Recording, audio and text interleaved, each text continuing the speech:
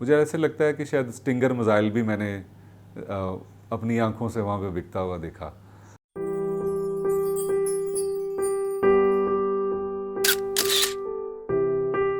अच्छा, अब शौक़ बढ़ गया था। जब वापस आया तो फिर एक और टूर था जो कि पेशावर जा रहा था, बल्कि ऐसा कह लें कि बाड़े तक उसने जाना था। तो फिर वो भी बाई ट्रेन सफ़र भी था, जो पेशावर था, पेशावर तक का था।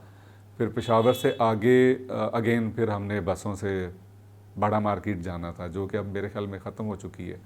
तो मैं कहूँगा कि मैं बड़े उन खुशकिस्मत लोगों में से हूँ जिन्होंने रशियन आर्मी को अपनी आंखों से देखा और बाड़ा मार्केट को अपनी आंखों से देखा।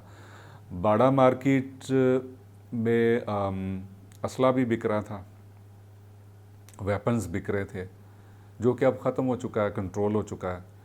और हर तरह का असला, AK-47, ग्रेनेड, पिस्टल्स, रिवॉल्वर्स वहाँ पे वो बिक रहे थे। तो अब मसला ये था कि हम ख़रीद तो लें, उस उम्र में आपको दिल भी करता है कि आपके पास कोई वेपन हो, ऐसे ही अच्छी लगती हैं ये चीज़ें। तो with the passage of time आपको पता चलता है कि ये नेगेटिव चीज़ें, इनसे आपने दूर ही रहना है।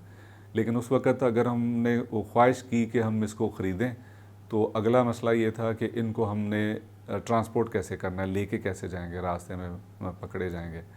तो बहरहाल वहाँ पे मैंने अगर नहीं देखा बिकता हुआ तो टैंक नहीं देखा, या अगर आप कह सकें तो तोप नहीं देखी, या मुझे ऐसे लगता है कि शायद स्टिंगर मिसाइल भी मैंने अपनी आंखों से वहाँ पे बिकता हुआ देखा।